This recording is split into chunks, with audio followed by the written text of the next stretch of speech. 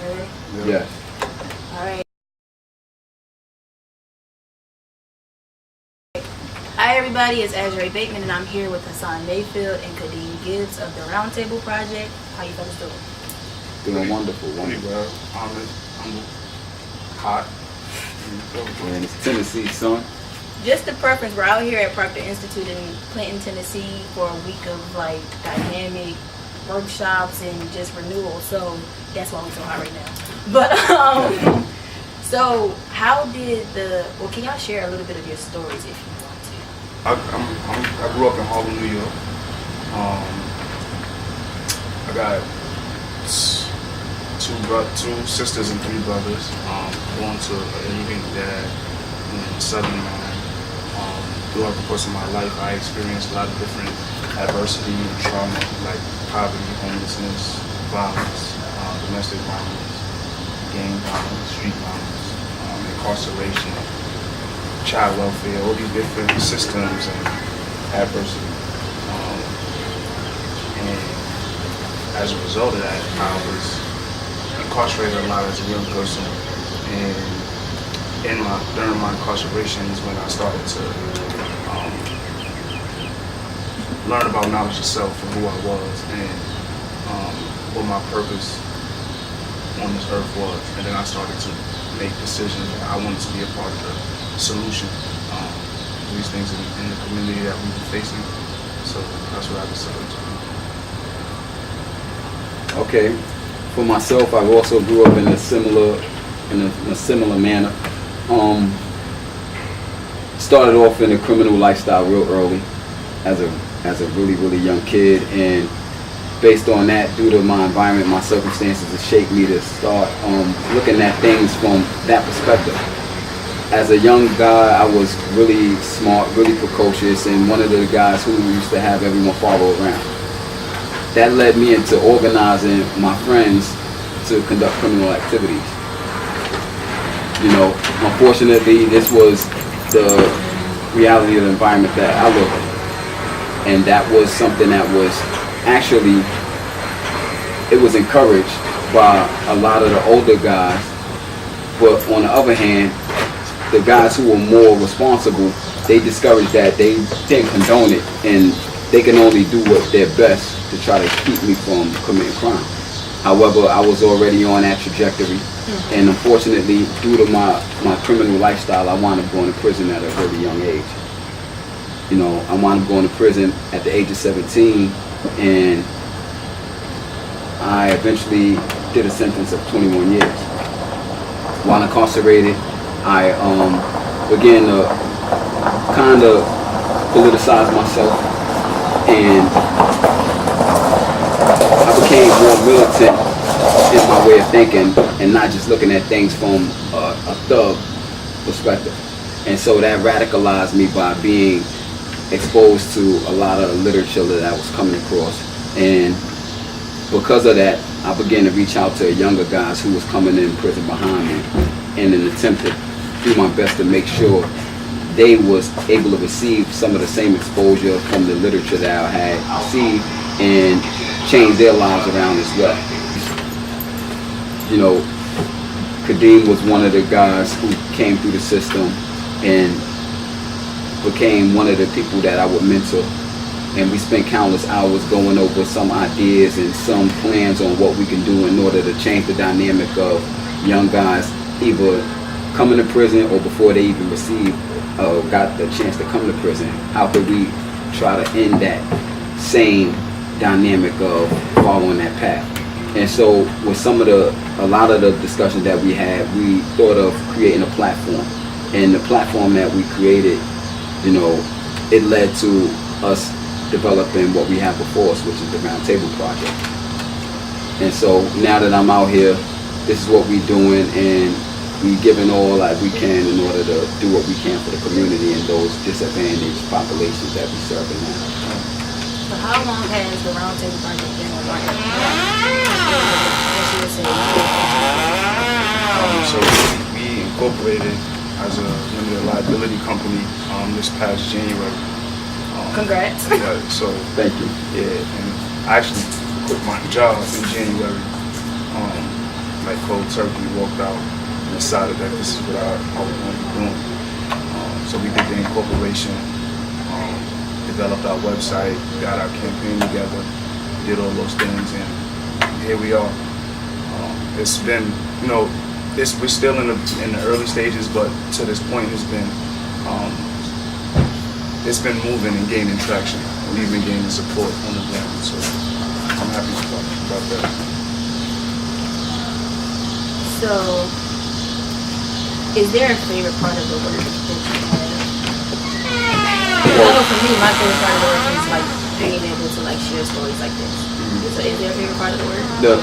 Well, if you want to put it like that, like if you have to pinpoint one thing that I would say is the favorite part of what I'm doing, is the fact that I see the results of what we do in regards to people who at one point, they, not to say that they were hopeless, but their views were limited. And so to help broaden their views, broaden their perspectives on things, and to see them manifesting what it is that they want to carry out and doing it progressively, that's the most enjoyable part. Like, that's the most fulfilling part. Cadeem is one of those guys that, it brought me a real sense of fulfillment in that he was carrying out the same thing that I'm talking about. We speak in prison, while in prison, we speak about a lot of what we want to do. And I'm not really big on just talking about things. I consider myself a man of action. Sitting in prison, there's not much you can do while you're in prison for outside. However, the things that I speak about, I was doing it in prison. Some of the things that we wanted to do when we was released, Cadeem would sit down and we go over a lot of the ideas that we had. We made concrete plans. And yeah, there's always, ways in which we find ourselves dealing with obstacles that might throw us off course. But ultimately, to see those same guys manifesting their realities that they had inside their mind is something that make my heart flutter, so to speak. And I mean, that's what brings me fulfillment. That's what I find joy in. Yeah, for me, I think it's the same. It's seeing the impact of not only the message, but being able to use our stories in a way that's transformative. So, through transformative education, informing the policy and decision-making process, encouraging and inspiring the successive generation. It's, my story is taking me, all over this country to connect with people on the ground and do this work. And I think, for me, that's what's most fulfilling is having the gift of my narrative be my access point to these spaces that I normally wouldn't have had access to.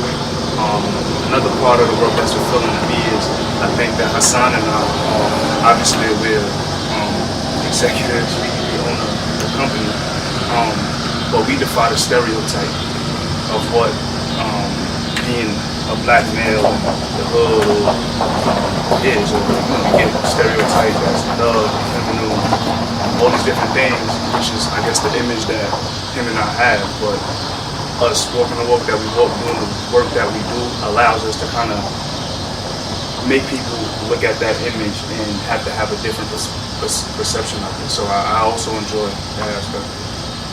And just bringing the resources to our community. Like, this is 25/8 for us. This is the fulfillment is in when we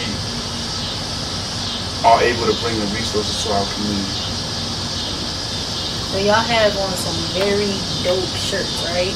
Thank and you. I'm seeing them more and more Yeah, as we're you're seeing here. them all over the compound, right? So, right. Literally, like buttons. Right? I'm seeing all of it. So, where did it? How did you come up with this particular design? How long did it take? Well, this was a pet project of Cadeem. This is really one of the it's like just one in the multitude of issues that we seek to address and tackle. But initially, this was our inaugural campaign, and he thought of, let's roll out this, and we got to it. So if you want, you can give a little insight on it. Just to talk about obviously, can I explain what the 1 in 3 is a grassroots movement that is designed to highlight the fact that 1 in 3 black males in America will be formally incarcerated at some point in their life, and what that really means for our community. That number actually translates to about 1.7 million males essentially missing from everyday society by way of incarceration, which places our communities at a disadvantage politically and economically, because if you have these records, you have this stigma, you can't get certain education, you can't get certain employment, you can't vote, right? Certain housing. You get discriminated against certain housing, and if those are the very things that you need in order to have sustainability for yourself and for your family, and you are barred from those opportunities because of the stigma in your record, you can't really produce a real livelihood for yourself, nor can you contribute to the development and sustainability of your community. So to speak, we're dealing with roughly 1.7 wounded warriors in our community. So that it places our whole community at a disadvantage. This particular image is actually an infographic that I thought of that would highlight the fraction that we're talking about. Obviously, these figures are, if you remove the definitively black hairstyles and black skin, this is the men's restroom sign. So it's a universal sign of masculinity or malehood or man. So I wanted to take that and flip it and make them definitively black. Obviously, one has an afro, one has a Caesar and a part, the other has locks, and one of them is dressed and this is universally known as prison attire. So it's really just it's an infographic, and we use it to raise it. It's really confrontational. It's radicals in your face. It's a conversation starter. Right. And that's exactly the point. We use the T-shirt and other pieces to raise funds, right? And also, more importantly, to raise awareness, right? Because this figure needs to be minimized, if not outright done away with. So to bring this, like you said, it's a conversation starter. When people ask, like, what's that about? I see 1 in 3. Those who don't know what it is, it's a cool looking shirt. So now, like you said, it's a conversation starter. And then we get to talking and they go, wow. When they hear 1 in 3 black men will be incarcerated at some point in their lives here in America, it's like, oh, damn, that's crazy. However, that figure, when it is expressed in a number of individual people, like you said, 1 point something million people, now you can see the magnitude of it. Because using a fraction is like 1 in 3. Okay, cool. But if we line up guys that are black in every third person, we say, yo, you step out. That equates to, I got 5 brothers, so that equates to 1.7 million. You step out. You step out. All these guys are just walking into a room and they never coming back until years later or whatever the case might be. You really understand the magnitude of that number and how it affects the community. So that's the reason why, I was really all for making this the inaugural campaign. Because as black men within that certain demographic, within that certain age bracket, who's getting arrested, who's going to prison, that's stripping away the power of our community. Women, thank God we have strong women, but the women can only carry but so much. And it's our position as black men to be there as stability, as security, and as the front runners in making sure our community is safe and progressing and thriving. So with a machine like the systems that we are dealing with have an agenda to make sure that don't take place, you can see why a lot of the things that's happening continues to happen. And so we want to bring that to attention and do our best to try to minimize that number. So how do viewers keep up with the Roundtable Project? Because I know like a lot of people, with the plight of where politics is going now, people are really starting to be into it. So how do people stay connected with y'all and like follow the work that you're doing? So you can follow us on every social platform. We exist on every social platform under the Roundtable Project. We also have our own website. Our website is the Roundtable Project, NYC.org. There you can find out about the rest of our work, what we do, who we are, what we really do. We also do, around this campaign, we're doing a storytelling kind of rollout where we want to highlight the stories of different black males and their humanhood and in their beauty, to kind of, like Hassan was saying, to show the magnitude of this figure. So it's not merely sharing the stories of men who have had experiences with incarceration, but just black men, period, right? There's some of us that are professors, doctors, athletes. You may just be walking your little sister to school, right? But all of these things, the value that we have for ourselves is not often seen and recognized. So we are doing a storytelling campaign to highlight that and to show that, for instance, this black male may be a professor at a prestigious university. I think that needs to be highlighted because here's this professor, this esteemed person that's having an impact on multiple people, sending them out into the world to create impact. Yet he's a black male, yet he's 1 in 3, right? What happens to the outcome of his life if he is this person in the faction, right? And then the people that he impacted, that's, he still has the same gifts, the same talents, the same qualities, everything, right? And the outcome of his life and those that he's impacted would have been different had he gotten caught up in the system of incarceration. So like sharing stories like that helps us to highlight this issue in the larger scale. So any last words, any thoughts that you might want to say that I might not have asked you about? Well, to give you a little bit more insight on what we're doing, our company, it exists as a machine in which we are trying to roll out certain workshops, programs, and a consciousness. And we're doing that in a form of creating platforms in a way of what we call programs. And right now we designed a platform called the Roundtable Street Smart program, in which we have several workshops incorporated into one. And we seek to present that to other organizations that's doing the same work that we're doing, that may not have the capacity to fulfill certain organizations particularly. Right, that don't have the capacity, or they would just like to contract with us in order to address the needs of their population that they're serving. And so that's some of the things that we're doing.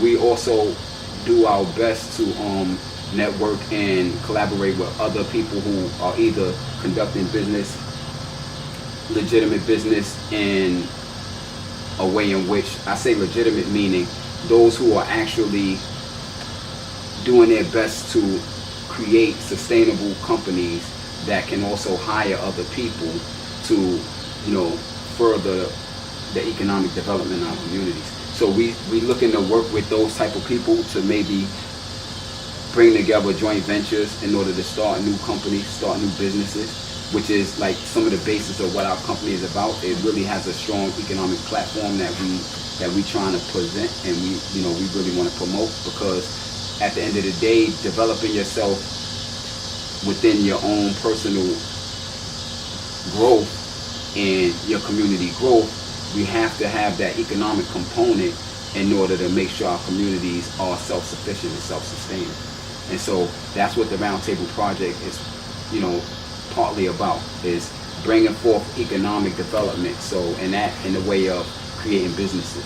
So that's some of the things that we want to really get out to people, that we looking to collaborate. Anybody who have companies that can create synergy with us, let's get together. Look us up, see what we doing, hit us up, contact us, and see how we can help you build out your company, see how we can help you market your product, your company, and, in order to promote more and more growth inside our community. So thank you all for tuning in for this very, very, very special episode. This interview was a year in progress. So thank you for finally, allowing me the opportunity, and thank you for actually sharing your story. The link to their website will be on the video as well. So thank you. Thank you. Thank you very much.